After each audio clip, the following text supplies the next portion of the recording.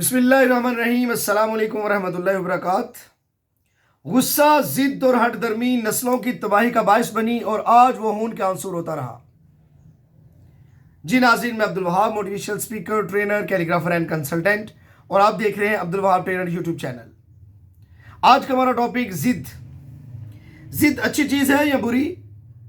اس کے مثبت پہلو کیا ہے اور اس کے منفی پہلو کیا نتائج دیتے ہیں؟ آج اس کو سمجھنے اور جاننے کی کوشش کریں گے۔ کسی انسان کی خواہش، کسی انسان کے فیصلے کو جب ریجیکٹ کیا جاتا ہے تو اگر وہ ریجیکشن آپ کے دل میں ایک احساس پیدا کرتی ہے اور وہ ضد بن جاتی ہے، اور وہ ضد آپ کا رویہ آپ کو مثبت ڈائریکشن دیتا ہے اور آپ کو آگے بڑھنے کی جستجو میں گامزن رکھتا ہے، وہ ضد اچھی چیز ہے۔ اور آپ کچھ بن کر دکھاتے ہیں اور آپ وہ خواب پورا کرتے ہیں کہ یہ میری ضد تھی، کہ میں اپنے ساتھ، یہ چیلنج تھا میرا اور میں ان کو دکھانا چاہتا تھا کہ میں کامیاب ہو سکتا ہوں۔ اور یہ ضد بہت اچھی بات ہے کہ ایسی ضد ہونی چاہیے جو انسان کو کامیابیوں کی طرف ہمکنار کرے اور اسے بلندی و مقام عطا فرمائے۔ اسی طرح کسی اچھے مقصد کے لیے ضد ہونا کہ اگر وہ انسان، وہ ادارہ، وہ گھر برائی اور بدی یا غلط کاری نہیں چھوڑ رہا تو میری بھی ضد ہے، میں بھی نیکی نہیں چھوڑوں گا، میں بھی نیکی کرتا چلا جاؤں گا جب تک کہ نیکی بدی پر غالب نہ آ جائے۔ یہ بھی ضد اچھی بات ہے۔ لیکن آج ہم جس ضد کی بات کر رہے ہیں وہ ضد غصہ، ہٹ درمی اور ضدی رویہ جو ایک منفی احساس جنم دیتا ہے، اور جو غرور اور تکبر کے ساتھ انسان کی ناک پر بیٹھا ہوتا ہے، اور وہ کئی دفعہ کہتا ہے میری ناک کٹ سکتی ہے لیکن یہ فیصلہ نہیں بدلا جا سکتا، میں مر سکتا ہوں لیکن یہ فیصلہ نہیں بدلا جا سکتا، یا کئی دفعہ وہ کہتا ہے کہ اگر میں ایسا کروں تو میری ناک نہیں رہتی، یا میں اگر، کتنی بری مثال ہے، میں اس مثال کو اتنا حقیر سمجھتا ہوں، ایسی مثال دینی نہیں چاہیے، اور لوگوں کی غرور اور تکبر کی وجہ سے یہ مثال بھی لوگ دیتے ہیں کہ میں تھوک کر چاٹنا نہیں چاہتا۔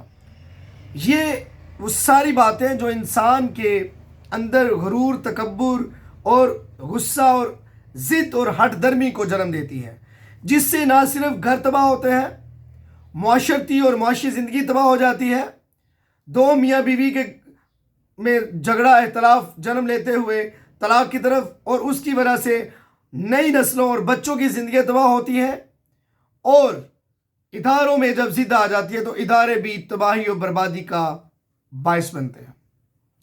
ہمیں اپنی ضد کو پالنا ہے یا ہمیں انسانوں کو رکھنا ہے؟ ہم ضد تو رکھ لیتے ہیں لیکن انسانوں کو گوا بیٹھتے ہیں، اور بعد میں ساری عمر کا پچھتاوا، ریگریٹ، اور آپ کی زندگی میں ڈپریشن، پریشانی کہ کاش میں نے اس وقت جو ضد کے اپوزٹ ہے، نرمی، کاش میں نے اس وقت نرم لہجہ، نرمی، درگزر اپنایا ہوتا، تھوڑا سا سوچا ہوتا، تھوڑا سا اپنے غرور اور تکبر کو نیچے لایا ہوتا تو آج میری نسلیں تباہ نہ ہوتی، آج میرا گھر اجڑتا نہ، آج میں بھی آباد ہوتا، اور آج اللہ کا گھر بھی آباد ہوتا، آج لوگ بھی خوش ہوتے، اور آج میرے لیے بھی دنیا بھی میرے لیے باعث رحمت ہوتی اور میری آخرت بھی سرخرو ہو جاتی۔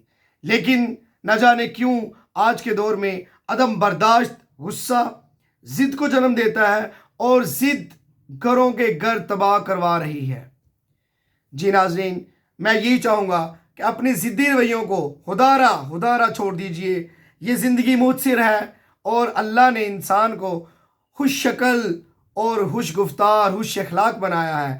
آپ بھی اسی صفت کو اپناتے ہوئے اپنی زندگیوں کو ایک نرمی، پیار، محبت اور درگزر کی طرف لے کر جائیں۔ اپنا خیال رکھیے، دعا میں یاد رکھیے۔ اللہ تعالیٰ ہم سب کا حامی و ناصر۔ پاکستان زندہ باد۔